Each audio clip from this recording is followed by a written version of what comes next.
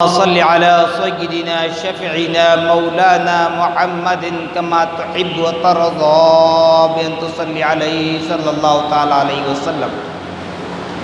نبی اور آل نبی پر پھر ایک مرتبہ آواز بلند درود پاک پڑھیں۔ اللہم صل علی سیدنا شفیعنا مولانا محمد معد الجود والکرم منبع العلم والحلم والحکم وآلہ واصحابہ وبارک وسلم۔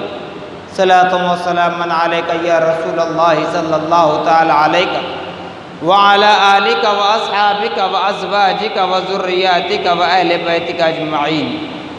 سبحان ربک رب العزت عما یصفون وسلام علی المرسلین والحمد للہ رب العالمین۔ الحمدللہ ثم الحمدللہ، تمام تعریفیں اس ذات اقدس کے لیے ہے جو سارے عالموں کا پروردگار ہے، جس نے ساری کائنات کو پیدا فرمایا، ساری کائنات کو روزی دے رہا ہے، میدان محشر کا مالک و مختار ہے۔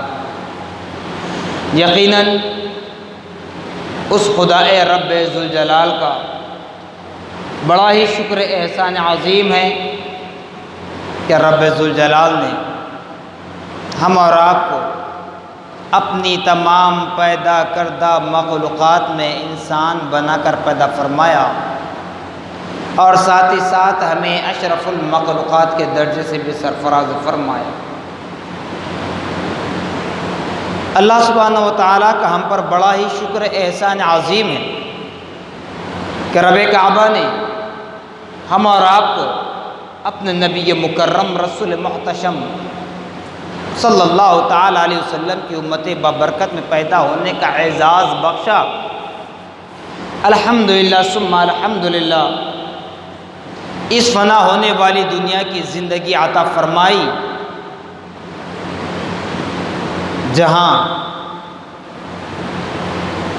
کورونا وائرس جو ایک بیماری اپنی مہاماری چلا رہی ہے، باوجود اس کے اللہ رب العالمین نے ہمیں صحت مند، تندرست، صحیح سلامت رکھا، اور رمضان المبارک جیسے عظیم المرتبت مقدس و معتبر مہینے سے میں ملایا ہے، جس کا آج دوسرا جمعہ 10واں روزہ ہم مکمل کر رہے ہیں۔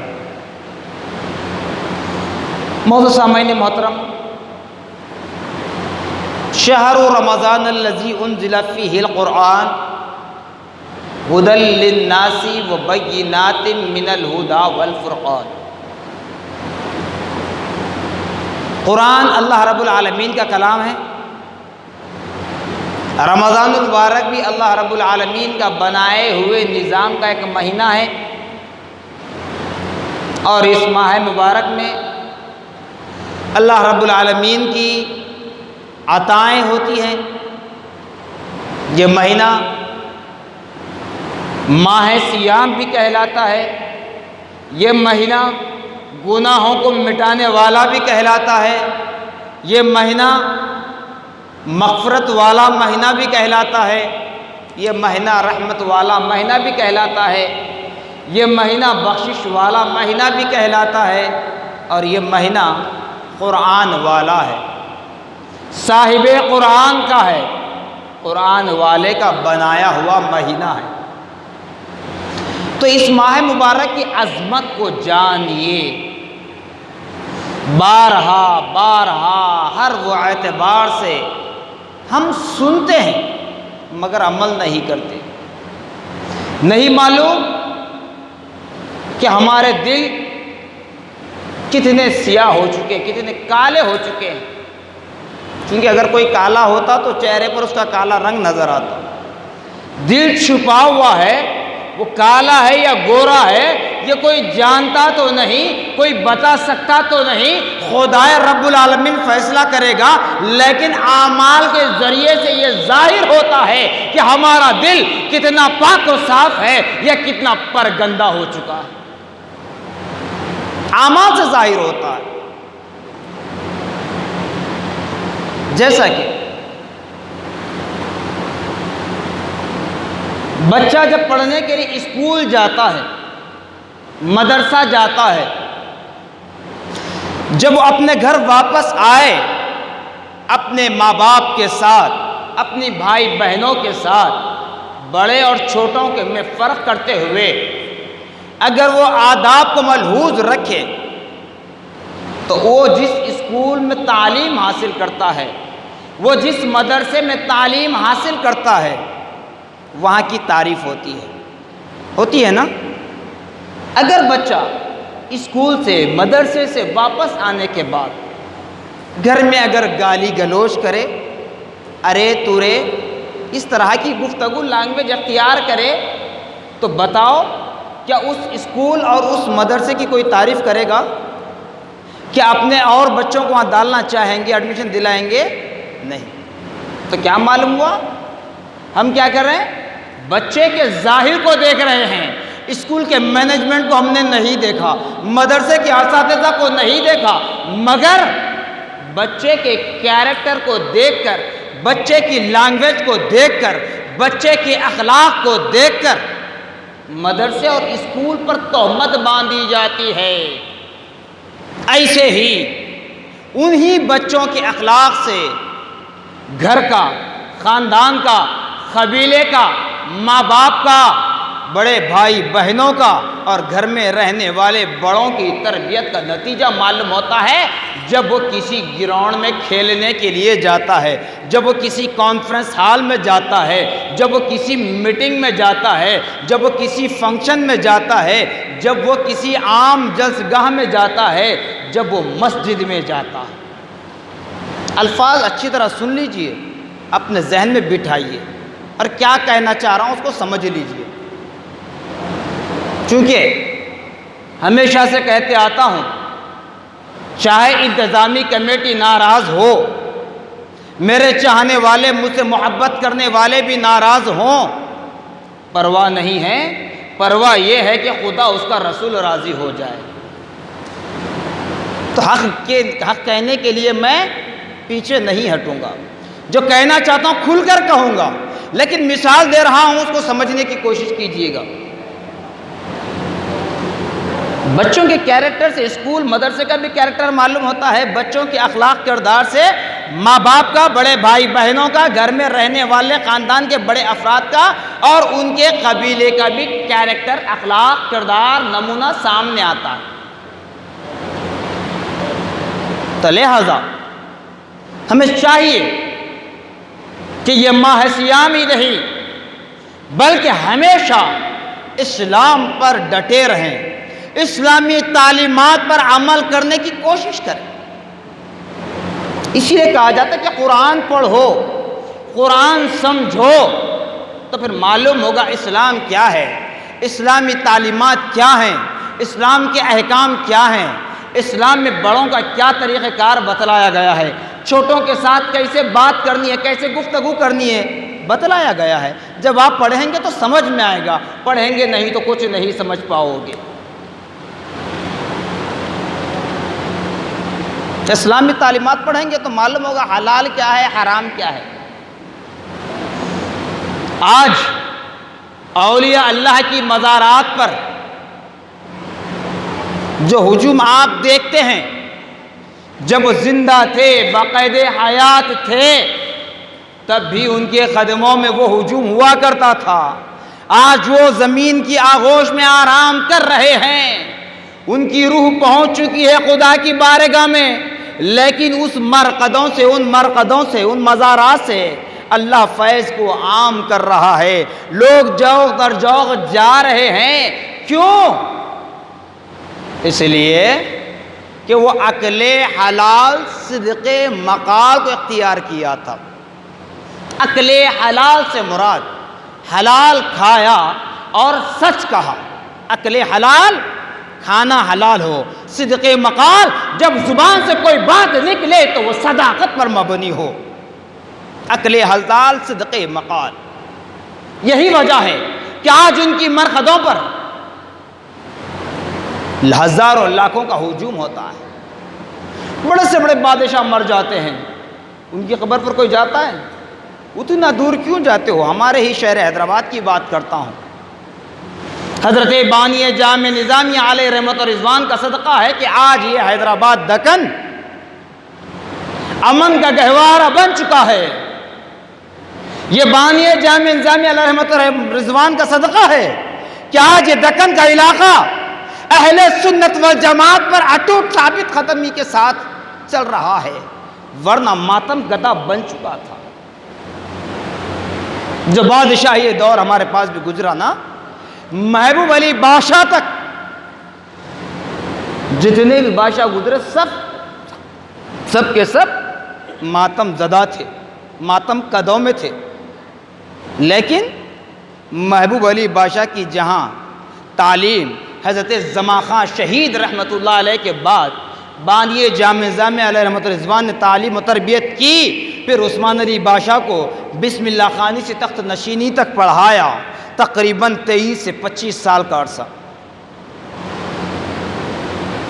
تو عالم یہ ہوا کہ وہ عثمان علی بادشاہ کے دور میں کئی علمی ادارے قائم ہوئے، عثمانیہ یونیورسٹی قائم ہوا، یہ کارنامہ آپ ہی کا ہے۔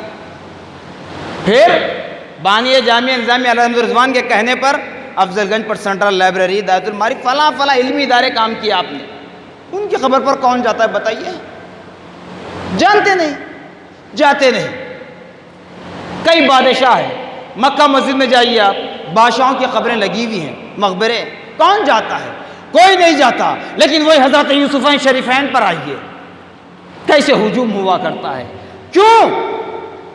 اس لیے کہ یہ عقل حلال صدقے مقال کو ترجیح دیا کرتے تھے۔ ہمیشہ اگر کوئی رعایا میں سے، مریدین میں سے، خاندان میں سے، پڑوسی میں سے اگر کوئی دعوت دیتا تو اس کی دعوت کھانے سے پہلے 4-6 مرتبہ اس کی انکوائری کرواتے کہ کیا کماتا ہے، کیسے کماتا ہے، دعوت کتنی کر رہا ہے، اس کی آمدنی کتنی ہے، اس کی فیملی کتنی ہے، اس کا مینٹیننس کتنا ہے، اس کی تنخواہ میں مینٹیننس کے بعد کتنا پیسہ اس کنے بچ رہا ہے، اور اتنی دھوم سے دعوت کر رہا ہے تو اتنا زائد پیسہ کہاں سے لا رہا ہے۔ موٹی بات بتا رہا ہوں، ہمارے اسلاف کا طریقہ کار۔ تو وہ اپنے دعوت قبول کرنا سنت رسول ہے نا، بڑے شان کے ساتھ کہتے ہیں سنت دعوت قبول کرنا۔ ارے دعوت قبول کرنا سنت ہے، ہر دعوت قبول کرنا سنت نہیں ہے۔ جہاں حرام بھی کھلایا جا رہا کھانے کو بیٹھ رہے سنت بول کر، سنت ہر جگہ نہیں ہوتی، سنت حلال پر ہوتی ہے، حرام پر نہیں ہوتی میرے بھائی۔ تو ہمارے اسلاف کا طریقہ کار تھا کہ وہ کہیں دعوت پر بھی جاتے تو پہلے انکوائری کروا لیتے کہ کمائی حلال ہے یا نہیں ہے، لیکن نہیں معلوم ہمارے درمیان کتنے مٹی کھانے والے ہیں، سود پر کمانے والے ہیں۔ اللہ نے ایک توفیق دے، اللہ نے ایک توفیق دے، سود پر پیسہ دیتے ہیں۔ اللہ معاف کرے، سود کا گناہ کتنا بڑا گناہ ہے معلوم؟ اللہ، زنا کرنا تو صرف گناہ کبیرہ کہلاتا ہے، لیکن روایتوں میں بتلایا جاتا ہے کہ سود کھانا اپنی ماں کے ساتھ زنا کرنے کے برابر ہے۔ استغفر اللہ، توبہ کیجیے۔ اب آپ کہیں گے رمضان کا مہینہ آپ یہ بات کیوں لے کے بیٹھے، سود کیوں کہہ رہے ہیں؟ اس لیے کہہ رہا ہوں کہ رمضان المبارک میں کاروبار پر لوگ سود کا پیسہ دے رہے ہیں، فٹ پاتھ پر کاروبار کرنے والے نوجوانوں کو سود کا پیسہ دے کر ان کو گناہ میں مبتلا کر رہے ہیں۔ تو لہذا آپ سے کہنے کا مقصد یہی ہے کہ جتنا پیسہ آپ کے پاس ہوتی تھی چادر پھیلائیے، زیادہ کاروبار کے چکر میں مت جائیے۔ سود دینا بھی اتنا ہی گناہ ہے، سود لینا بھی اتنا ہی گناہ ہے۔ اور ایسے ہی لوگ نکلتے ہیں جو امام و مؤذن پر تنقید کرنے کو چلتے ہیں۔ کیا سمجھتے ہیں پیسے کے بلبوتے؟ کہاں جائے گا پیسہ؟ دیکھیے سال بھر سے جو کورونا وائرس کا نام دیا گیا کووڈ-19 بیماری جو اپنی تباہی مچا رہی ہے، اسپاٹ پر مر رہے ہیں، نوجوان بھی مر رہے ہیں، بوڑھے بھی مر رہے ہیں، طاقتور بھی مر رہے ہیں، بیمار کمزور کو تو چھوڑ دیجیے۔ بتاؤ کون لے جا رہا ہے پیسہ؟ تم اپنے 4 پیسوں کے بلبوتے امام مؤذن پر تنقید۔ یاد رکھیے، میں صرف اسی مسجد کے لیے نہیں کہتا ہوں، سارے عالم اسلام میں ہر مقام پر جو ائمہ مؤذنین علماء کے خلاف آواز اٹھاتے ہیں، ان نادانوں کے لیے میرے یہ الفاظ ہیں: کھاؤ تم حرام، ہمیں پرواہ نہیں ہے، ہمیں پرواہ نہیں ہے۔ ارے تمہیں اتنا بھی ادب نہیں ہے کہ مسجد میں کھڑے رہ کر گالی گلوچ کرتے ہو، مسجد میں کھڑے رہ کر گالی گلوچ کرتے ہو۔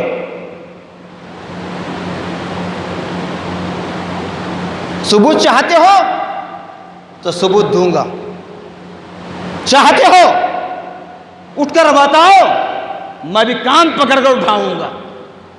مسجد میں گالی گلوچ، اگر کسی سے کوئی غلطی اگر ہو بھی جائے، بڑے ہیں، تم جس کو گالی دے رہے ہو تمہارے بیٹے کے برابر کا ہے، تم اس کے باپ کی عمر کے ہیں، اس کے دادا نانا کی عمر کے ہیں۔ اب ایک صاحب آتے ہیں، نہیں بڑے ہیں چھوڑ دیجیے۔ ارے بڑے ہیں تو بڑوں کا کام ہے چھوٹوں کو سدھارنا۔ روزہ ہے تو آپ احسان نہیں کر رہے ہیں، گرمی بڑھ گئی تو ہم کچھ نہیں کر سکتے۔ روزہ آپ رہتے ہیں، میں رہتا ہوں، تو یہ کسی پر احسان نہیں ہے، روزہ خدا کے لیے ہے۔ خدا پر احسان کر لو، کرنا ہے تو احسان کر لو خدا پر، اللہ بھی تمہارا احسان چکا کر تمہارا بدلہ دے دے گا۔ جو بدلہ ملنے والا وہ بدلہ نہیں ملے گا۔ کیوں؟ خدا کے واسطے، اللہ اس کے رسول کا واسطہ، متحد ہو جائیے، نیک ہو جائیے، نہیں معلوم کب کس کی روح قبض ہو جائے۔ ارے حد تو یہ ہو رہی ہے، مسجد میں بیٹھ کر فون پر گیم کھیل رہے ہیں، کوئی لوڈو کھیل رہا ہے، کوئی کرکٹ کھیل رہا ہے۔ آپ کے گھر کے دیوان خانے میں بیٹھ کر جو کرنا ہے کیجئے نا بھائی، یہ خدا کا گھر ہے، اللہ کے واسطے یہاں کیوں؟ یہاں پر کیوں؟ آپ کو آرام کے لیے بیٹھنے لیٹنے کی سب اجازت ہے، خدا کا گھر ہے، مگر ابھی حالات کے حساب سے بند کر رہے ہیں۔ لیکن اتنی دیر میں بیٹھنے والے فون پر گیم کھیل رہے ہیں، 2 کا 4 کا گروپ بنا کر، جبکہ مسجد میں دنیاوی بات کرنے کی تمہیں اجازت نہیں ہے، اور تم ہے کہ گیم کھیلتے بیٹھ رہے۔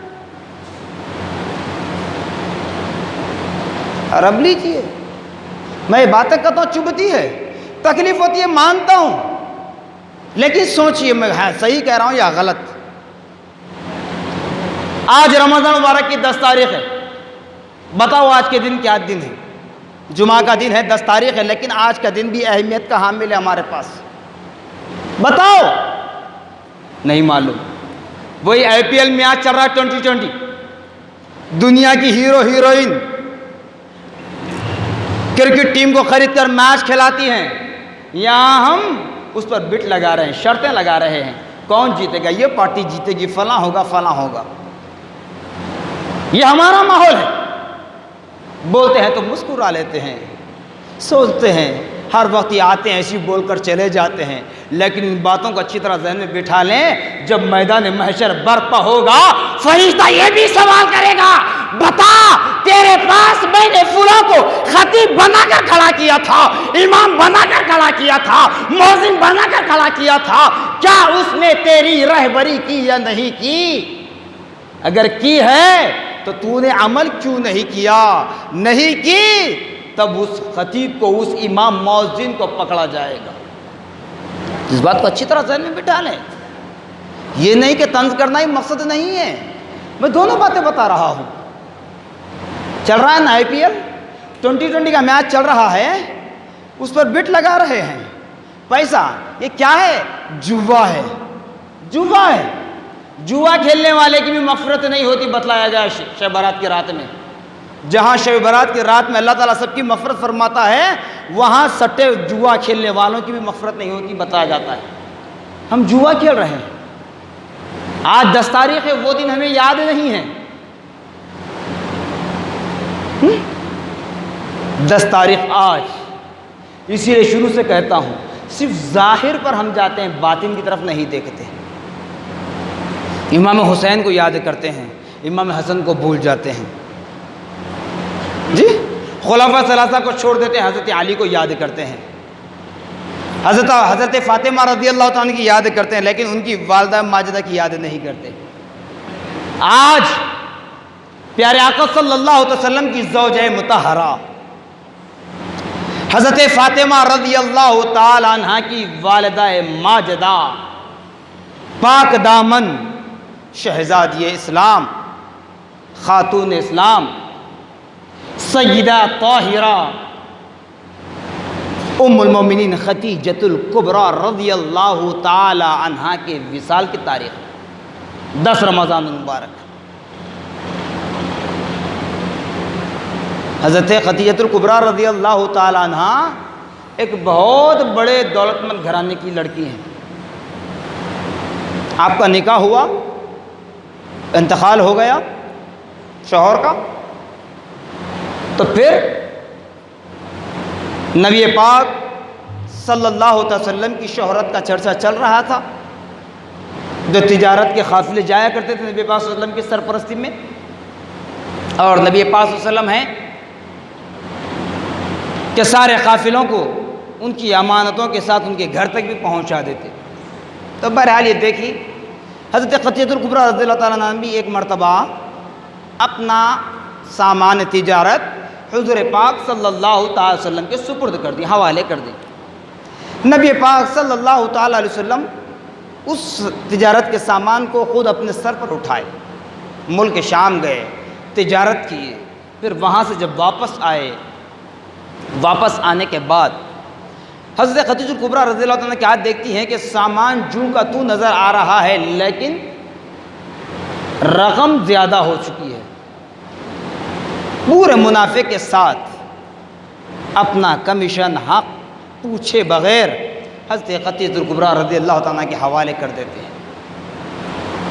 جب دیکھتی رہیں تو کہنے لگی کہ اب یہ نوجوان کے علاوہ اس روئے زمین پر اگر چراغ لے کر بھی اگر ڈھونڈنے نکلوں، اس طرح پاکیزہ نفس کہیں اور نہیں ملے گا، لہذا اسی سے میں اپنا نکاح کر لوں۔ یہ سوچ کر حضرت خدیجہ الکبریٰ رضی اللہ تعالیٰ حضور پاک صلی اللہ علیہ وسلم کے پاس فرمان بھیجتی ہیں، گزارش عرضی بھیجتی ہیں کہ میں آپ سے نکاح کرنا چاہتی ہوں۔ جبکہ حضرت خدیجہ الکبریٰ رضی اللہ تعالیٰ عنہ کی عمر شریف 40 سال ہے، 40 ایئرس۔ جو کہتے ہیں نا، یہ دونوں جانبی بات کر رہا ہوں، جو نبی کو ہم جیسا کہتے ہیں، جو نبی کو ہم جیسا کہتے ہیں، نبی کی شان میں بے ادبی کرتے ہیں، ایک ہیں، دوسرے ہیں جو نبی کی تعظیم کر لیتے ہیں، اپنے آپ کو عاشق رسول کا دعویٰ تو کر لیتے ہیں، عمل نہیں کر سکتے، عمل نہیں کر سکتے۔ اہل بیت اطہار کی محبت میں دم بھرنے کا تو نعرہ لگاتے ہیں، عمل نہیں کر سکتے۔ تو دونوں بھی آ جا سکتے ہیں یہاں پر۔ تو بتائیے کون ایسا باپ ہوگا یا کون ایسا نوجوان ہوگا جو اپنی 25 سال کی عمر میں 40 سال کی بیوہ خاتون سے نکاح کرنے کے لیے تیار ہوگا؟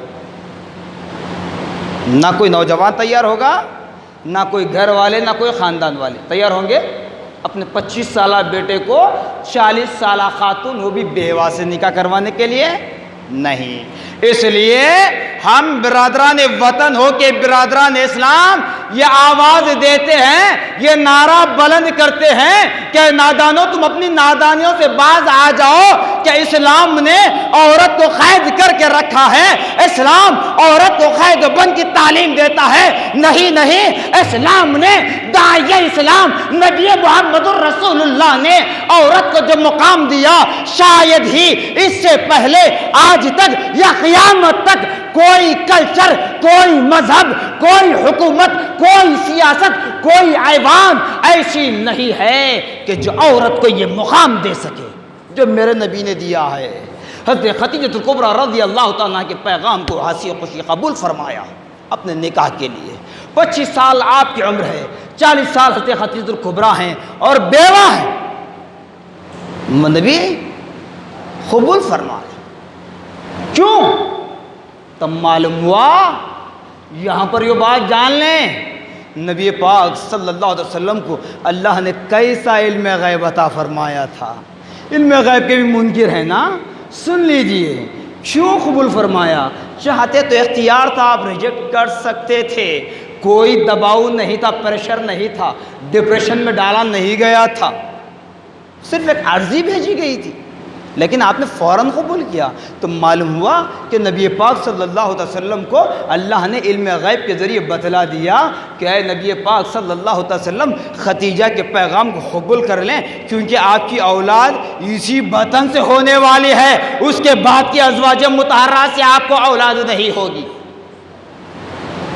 شاید علم غیب کے ذریعے بتلایا گیا ہے, تبھی تو نبی نے قبول کیا.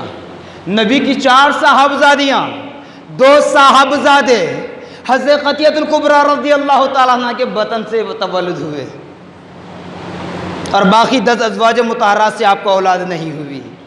پھر 12ویں ایک زوج مطہرہ ہے حضرت ماریہ قبطیہ رضی اللہ تعالیٰ عنہ, جس کا ذکر بہت کم سننے میں آتا ہے. تو وہاں بھی ایک لڑکا تولد ہوتے ہیں, حضرت ابراہیم. تو یعنی کہ بتانے کا مقصد یہ ہے کہ تم نبی کی برابری کرنے کی بات جب کرتے ہو تو اس طرح کر کر بتاؤ, میں کہہ رہا ہوں. تو بہرحال خدا را وہ سیدہ طاہرہ حضرت خدیجہ الکبریٰ رضی اللہ تعالیٰ عنہ جب دیکھیں نبی پاک صلی اللہ علیہ وسلم پر طرح طرح کے ظلم ڈھائے جا رہے ہیں, سارے کے سارے آپ کے دشمن بنے ہوئے ہیں, لیکن اس وقت حضرت خدیجہ الکبریٰ رضی اللہ تعالیٰ عنہ ایک خاتون ہونے کے اعتبار سے اپنے قدم کو پیچھے نہیں ہٹائیں, اپنے قدم کو پیچھے نہیں ہٹائیں, بلکہ کہا یا رسول اللہ صلی اللہ تعالی علیہ وسلم,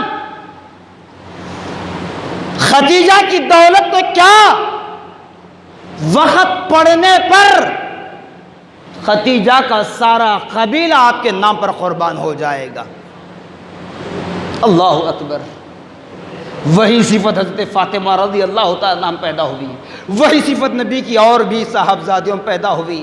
جیسے فاطمہ رضی اللہ تعالیٰ عنہ بھی دیکھا تھا کہ دشمنوں نے نبی پاک صلی اللہ علیہ وسلم کی پشت پر جب حالت نماز میں دیکھا تو نبی کی پیٹھ پر لا کر غلاظتیں رکھ دی تھی.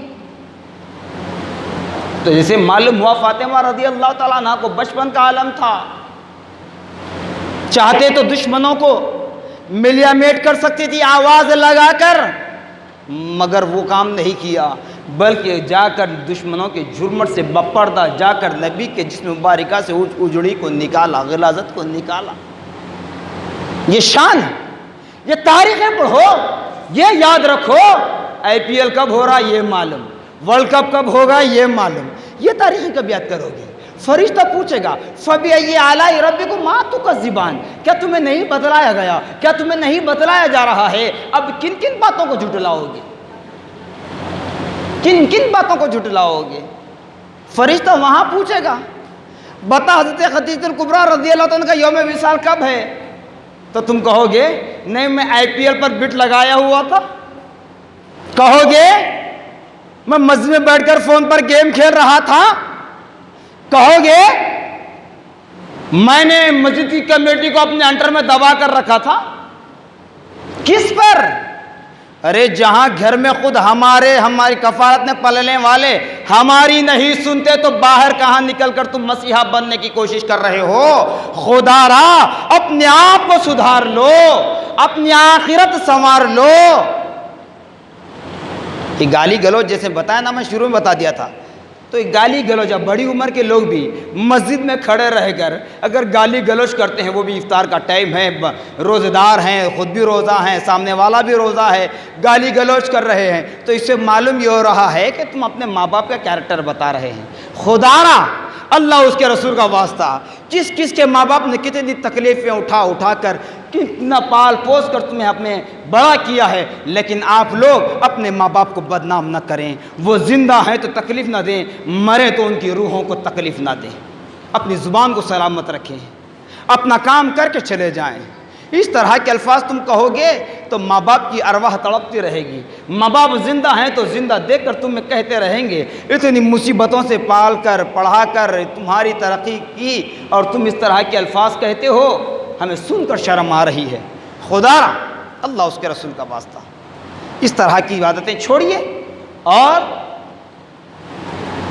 اسلامی تاریخ کو پڑھیے، اسلامی تعلیمات کو پڑھیے۔ رمضان المبارک کے لیے غیر مسلموں نے اتنا ریسرچ کر لیا، ریسرچ کرتے کرتے تھک گئے، کہہ رہے ہیں کہ رمضان کا روزہ اس لیے رکھتے ہیں، لیکن ابھی ہم سنے تک بھی نہیں۔ انہوں نے اتنا ریسرچ کر کے بتلا دیا، سوشل میڈیا پہ ڈال دیا، اس لیے ان کو پورا مہینہ روزہ رکھنے کی تلقین کی جاتی ہے۔ باضابطہ بات کہہ رہے ہیں، کئی تاریخیں ہیں، اس کو جاننے کی کوشش کیجیے، اس کو جاننے کی کوشش کیجیے۔ 3 رمضان گزرا، حضرت فاطمہ رضی اللہ تعالیٰ کا یوم وصال۔ بتائیے، ایک بات میں پوچھتا ہوں، جو ظاہر پر جاتے ہیں نا، جب آپ کی شادی کی تاریخ، اللہ بہتر جانتا تاریخ کیا تھی، وہ تو نہیں معلوم، اب نئے چیزیں آ رہی ہیں، اس وقت فاطمہ کا نکاح واٹس ایپ، فیس بک، یوٹیوب چل رہا تھا۔ پھر یوم وصال تو تاریخ بتا رہی ہے، بلکہ حضور پاک صلی اللہ علیہ وسلم کی نبوت سے تاریخ بتا رہی ہے۔ تاریخ تمہاری ہسٹری کی کتابوں میں نہیں، نبی کی تاریخ بتا رہی ہے، احادیث سے ثابت ہے۔ اس پر کوئی بھی فاتحہ خوانی کا اہتمام نہیں کیا۔ بتاؤ، آج حضرت خدیجہ الکبریٰ رضی اللہ عنہ کا یوم وصال ہے، آج کن کن لوگوں نے اپنے گھروں میں فاتحہ خوانی کا اہتمام کیا؟ کوئی اسٹیٹس نہیں نظر آیا، کوئی واٹس ایپ، فیس بک پر کوئی میسج نظر نہیں آیا۔ تو یہ ظاہری عمل کو چھوڑیے، حقیقت کی طرف آئیے اور اپنے آپ کو سدھاریے، سنواریے۔ اگر یہ رمضان المبارک